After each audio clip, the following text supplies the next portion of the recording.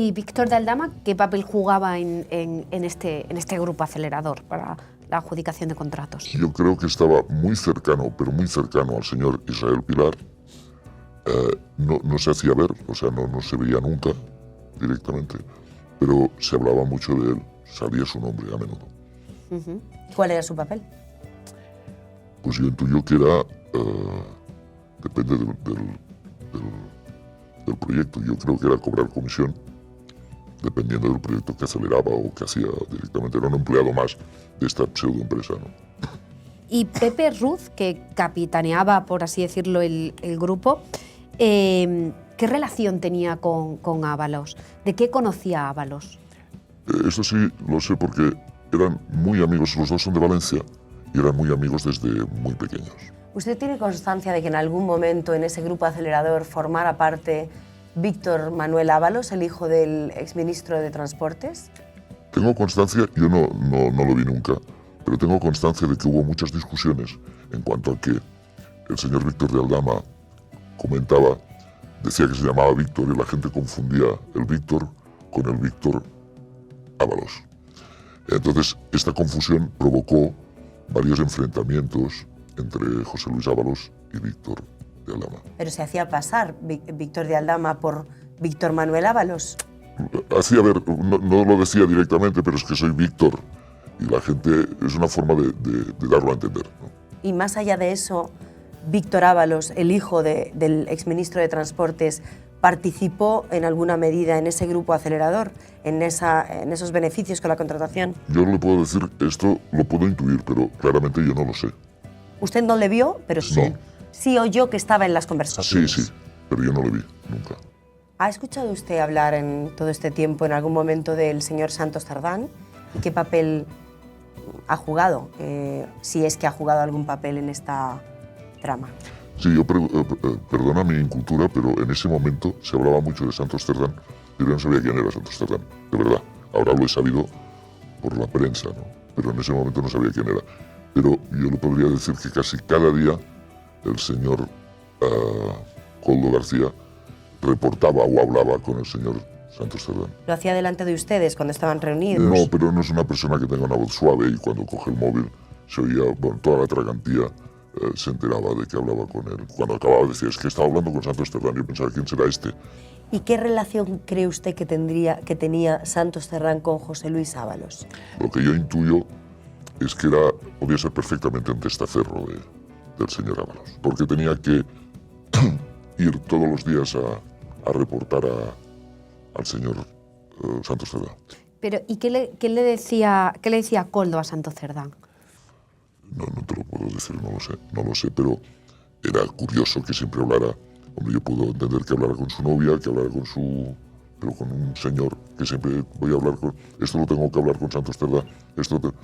Hablaba mucho de esta persona. Pero ¿Esto qué? Relacionado con el grupo acelerador. Con alguna de los proyectos que había encima de la mesa. A ver, los guardias civiles sí se reunían casi cada 2 por 3. Dinero no vi en ningún caso, pero sí vi sobres en algún momento que se intercambiaban entre ellos mismos, sobres.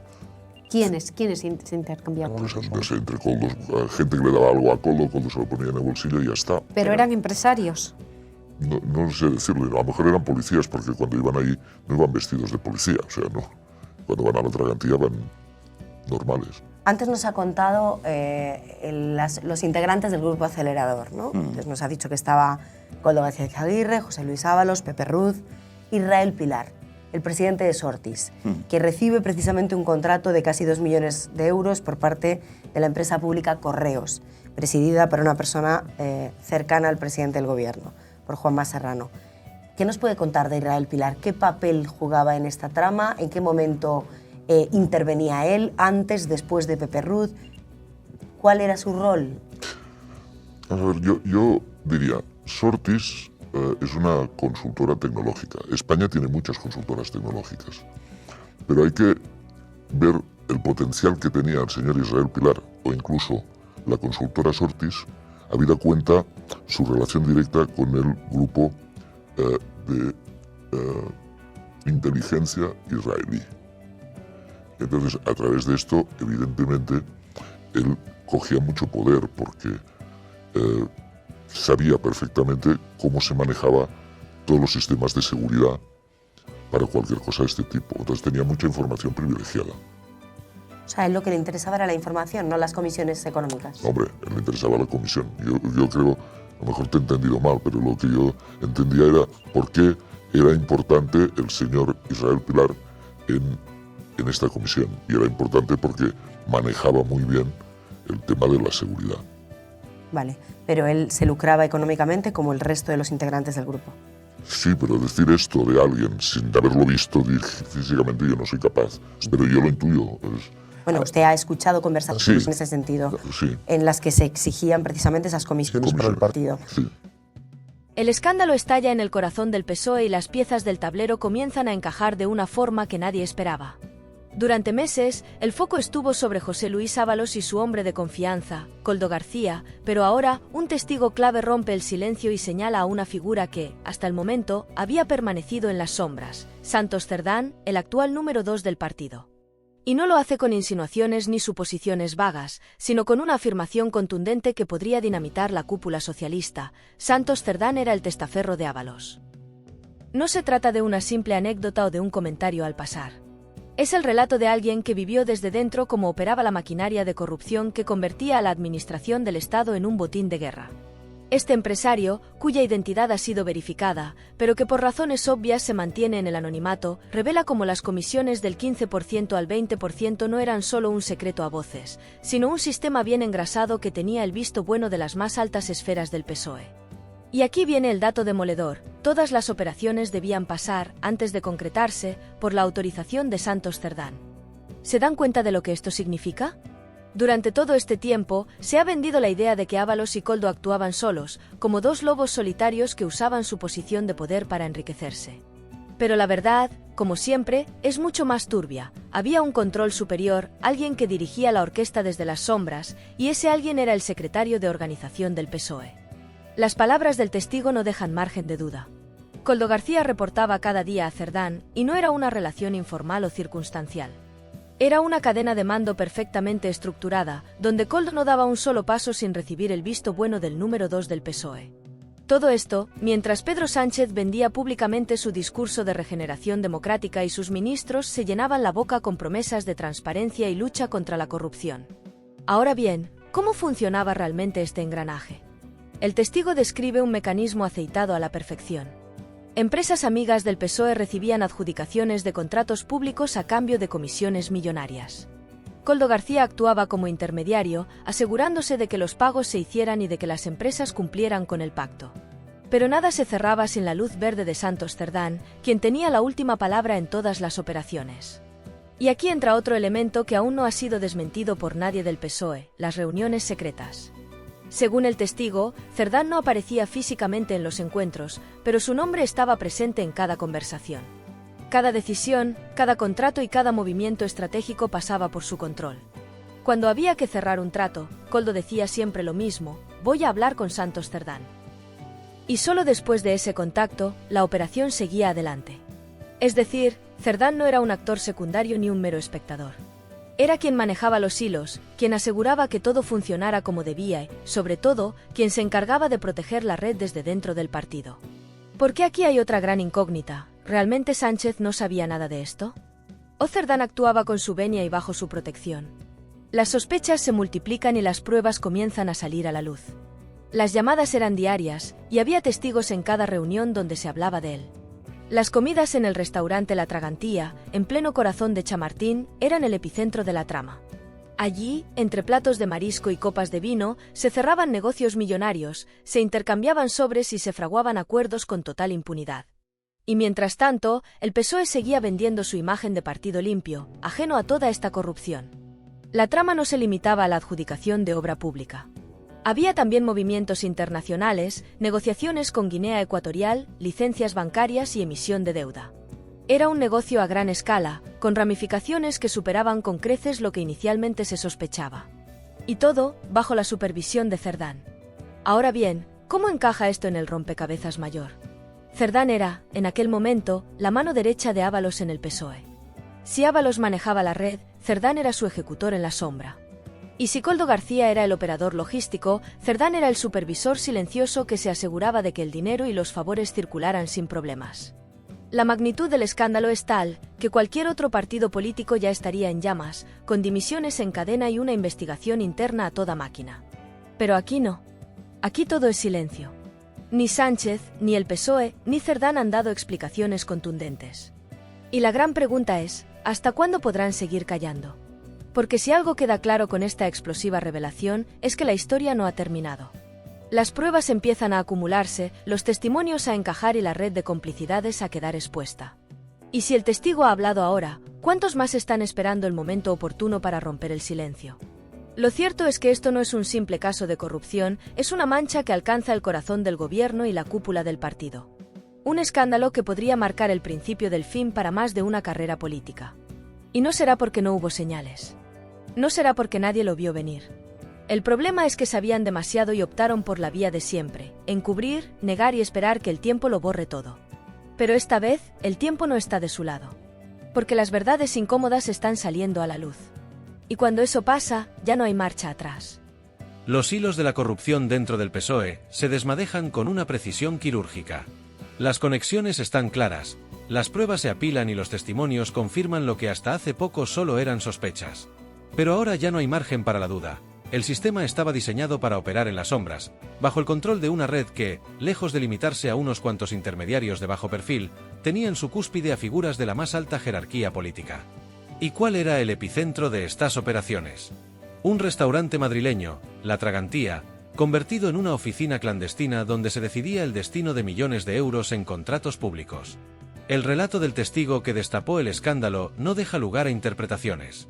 Cada día, sin excepción, Koldo García llegaba a La Tragantía para mantener reuniones con los hombres clave de la trama. No era un lugar elegido al azar, un restaurante discreto, lo suficientemente céntrico como para no levantar sospechas, pero con un ambiente de privacidad que permitía hablar sin miedo a ser escuchado por quienes no debían estar al tanto. Y es que las conversaciones que allí se mantenían no eran simples charlas de negocios, sino pactos en los que se decidía qué empresa se llevaría el próximo contrato amañado, a qué funcionarios había que agradecer su colaboración y cómo distribuir las comisiones que fluían sin control. El testigo recuerda con precisión un detalle que no puede ser pasado por alto: las llamadas telefónicas. Koldo, sin ningún pudor, hablaba a viva voz con Santos Cerdán, su superior en la jerarquía de la corrupción. Voy a hablar con Santos, tengo que consultarlo con Cerdán, Santos ya ha dado el visto bueno. Eran frases recurrentes, tan frecuentes que cualquier cliente habitual del restaurante podría haberlas escuchado. ¿Cómo es posible que, con semejante nivel de exposición, nadie dentro del PSOE haya tomado cartas en el asunto? ¿Acaso todo el partido estaba al tanto de lo que ocurría y prefirieron mirar hacia otro lado? Pero si las llamadas eran preocupantes, los sobres lo eran aún más. El testigo habla de intercambios constantes de documentos, papeles y, por supuesto, sobres cerrados que pasaban de una mano a otra sin que nadie preguntara demasiado. ¿Qué contenían? La respuesta parece evidente. En cualquier otro contexto, estos movimientos podrían parecer transacciones normales, pero aquí, con los actores que estaban en juego, todo apunta a que se trataba de pagos encubiertos, de comisiones ilegales, de dinero negro que circulaba con total impunidad. Y aquí es donde la historia toma un giro aún más escandaloso. Porque la red no solo operaba dentro de España, sino que su influencia llegaba a nivel internacional. Guinea Ecuatorial, un país gobernado con mano de hierro por Teodoro Obiang, aparece en el relato como un actor clave en esta trama.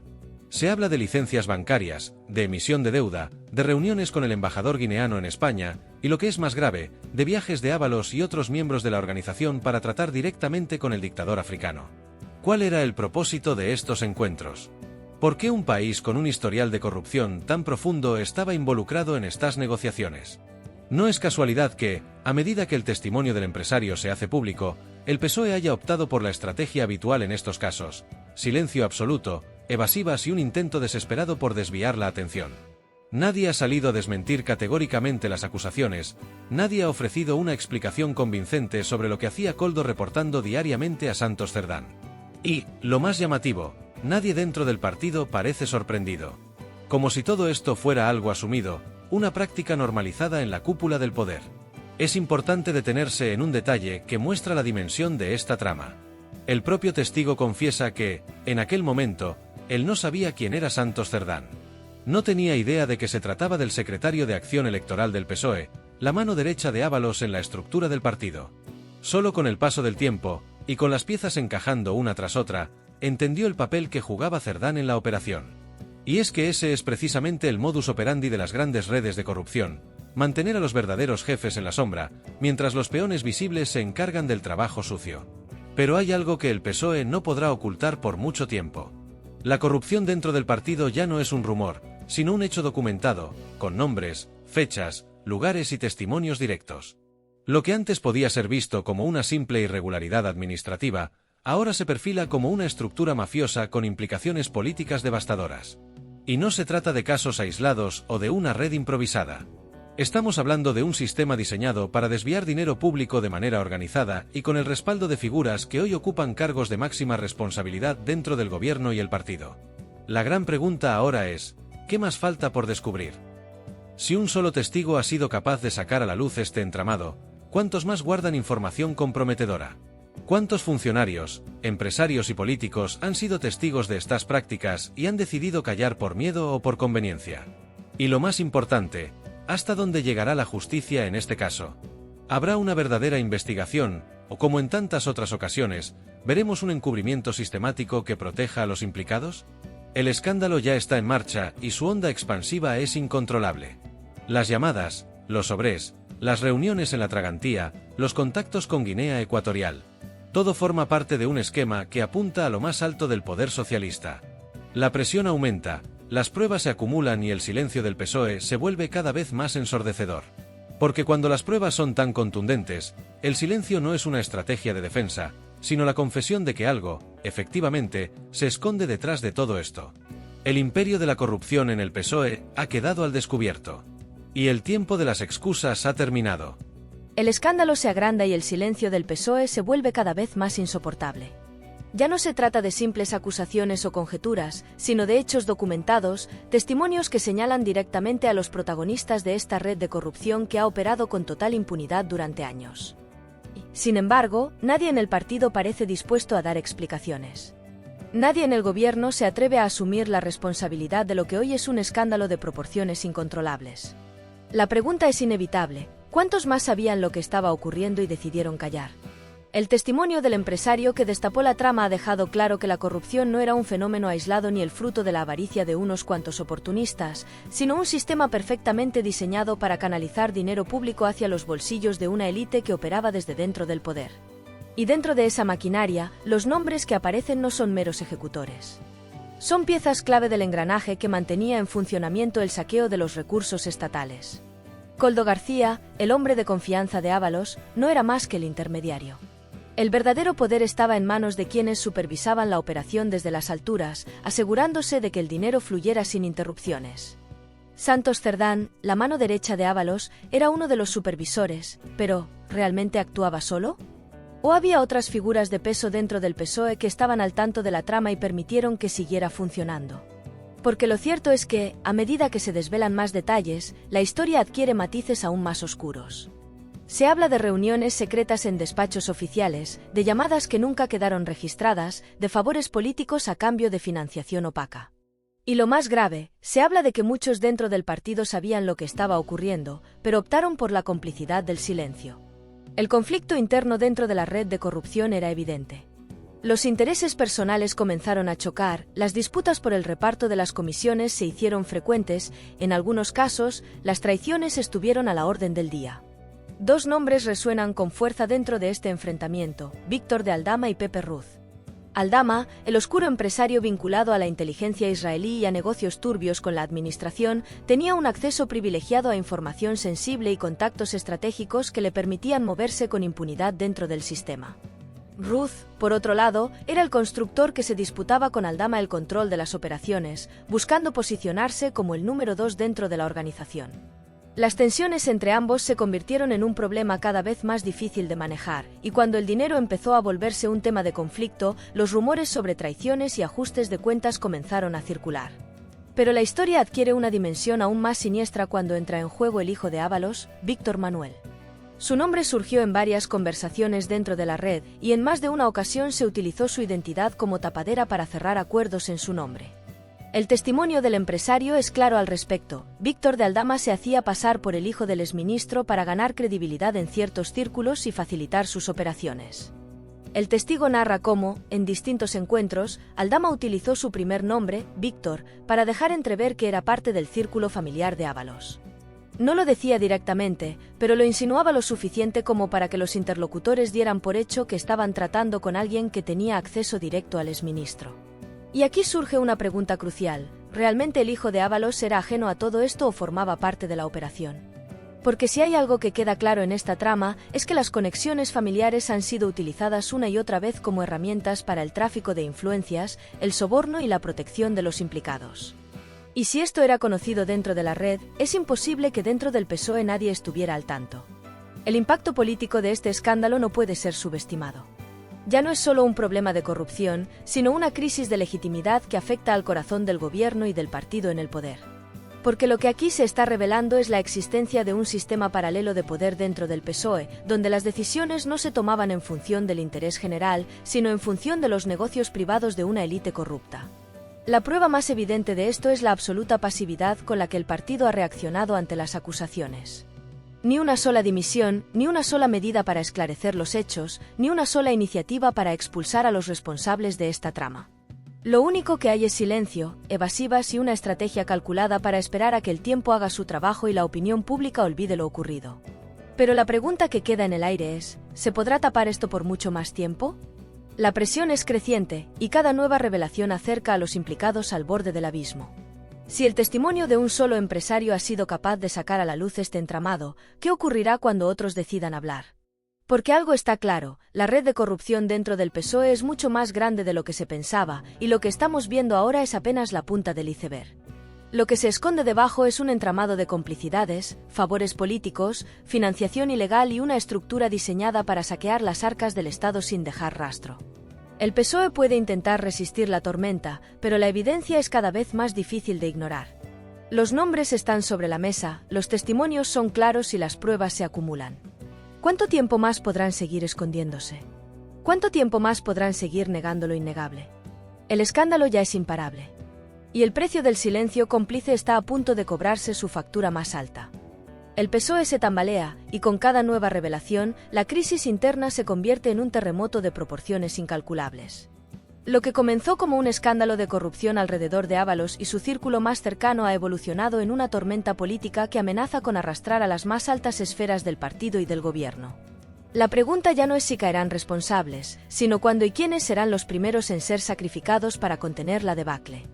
Las pruebas se acumulan y el testimonio del empresario que destapó el caso ha dejado pocas dudas sobre la estructura mafiosa que operaba con impunidad dentro del PSOE. Santos Cerdán, señalado como el verdadero cerebro en la sombra, no solo supervisaba las operaciones, sino que era el punto de contacto que garantizaba que los favores políticos y los negocios sucios avanzaran sin obstáculos. El papel de Koldo García como intermediario y ejecutor ya ha sido expuesto con claridad, pero ahora surge la gran incógnita: ¿podría este escándalo alcanzar al propio Pedro Sánchez? Porque si Cerdán, número 2 del PSOE, estaba involucrado hasta el cuello en la trama, ¿realmente el líder del partido y presidente del gobierno podía ignorarlo? No estamos hablando de operaciones marginales, sino de una red de tráfico de influencias que implicaba contratos multimillonarios, intercambios de dinero en sobres y conexiones internacionales con regímenes como el de Guinea Ecuatorial. Sánchez, conocido por su obsesión con el control y su tendencia a manejar personalmente los asuntos de su partido, ¿permitiría que una estructura de esta magnitud operara a sus espaldas? Los indicios apuntan a que el cerco judicial empieza a estrecharse. La UCO ya ha recabado documentos clave que podrían confirmar no solo la existencia de la trama, sino la participación de figuras aún más relevantes dentro del aparato socialista. Se habla de pruebas que vinculan reuniones privadas, llamadas comprometedoras y registros bancarios que demostrarían movimientos de dinero sospechosos entre las empresas beneficiadas y miembros de la red. Por si fuera poco, el silencio del PSOE empieza a delatarles. Porque lo que debería ser un escándalo que obligara a tomar medidas inmediatas, ha sido tratado con el manual clásico del encubrimiento político: negaciones vagas, respuestas ambiguas y la esperanza de que el ciclo mediático desvíe la atención antes de que la crisis se descontrole. Pero en esta ocasión, el fuego es demasiado grande para ser apagado con comunicados vacíos. Cada día aparecen más datos, cada testimonio añade una nueva capa de podredumbre a un entramado que ya es imposible de disimular. Y si hay algo que este caso ha dejado en evidencia, es que la red de corrupción dentro del PSOE no era una anomalía, sino una pieza estructural del sistema. Durante años, se ha vendido la idea de que este es un partido que lucha contra la corrupción, que defiende la transparencia, que pone la ética por delante de los intereses personales. Pero la realidad que hoy conocemos desmantela ese discurso y lo expone como lo que realmente es, una fachada para ocultar un modelo de poder basado en el saqueo de las instituciones. La desesperación dentro del partido es palpable. Santos Cerdán, acorralado por las acusaciones, sabe que su caída es solo cuestión de tiempo. Pero la gran pregunta es, ¿será él el único en pagar el precio o arrastrará consigo a los demás? No es un secreto que en política, cuando se necesita contener un escándalo de esta magnitud, los líderes suelen sacrificar piezas menores para salvar el tablero completo. ¿Intentará Sánchez desligarse de Cerdán para proteger su imagen? ¿O la conexión es tan evidente que, llegado el momento, no tendrá más opción que asumir la responsabilidad? Porque lo que hasta hace poco parecía impensable, hoy es una posibilidad real, la caída del gobierno. Este escándalo no es una simple irregularidad administrativa. Es el síntoma de un sistema de corrupción enquistado en la cúpula de poder, que podría terminar con la credibilidad de un partido entero y con el futuro político de quienes lo dirigen. Y lo más peligroso para el PSOE no es solo la presión mediática o la indignación pública. Lo realmente alarmante es que los testigos están comenzando a hablar. El empresario que destapó el caso no es el único que conoce los detalles de la trama. Hay más personas que han estado dentro del círculo, que han participado en las reuniones, que han visto con sus propios ojos cómo se negociaban contratos a cambio de comisiones millonarias. Y una vez que el miedo se quiebra, el efecto dominó es imparable. El PSOE está en una encrucijada. Puede seguir apostando por la negación y el silencio, con el riesgo de que, cuando la verdad termine de salir a la luz, el daño sea irreversible. O puede tomar decisiones drásticas, cortar las cabezas necesarias y tratar de contener el escándalo antes de que sea demasiado tarde. Pero en cualquier caso, el coste será altísimo. La política tiene sus reglas y en estos casos, la lealtad es una ilusión que se desvanece cuando la supervivencia está en juego. Los primeros en caer serán aquellos que ya no sean útiles para el sistema. Santos Cerdán lo sabe. Koldo García lo sabe. Y si Pedro Sánchez realmente no sabía lo que ocurría, es probable que pronto descubra que el precio de su ignorancia es más alto de lo que nunca imaginó. El desenlace de esta historia aún no está escrito. Pero una cosa es segura, la verdad está saliendo a la luz, y cuando eso sucede, ni el poder, ni las conexiones, ni los discursos vacíos pueden detener lo inevitable.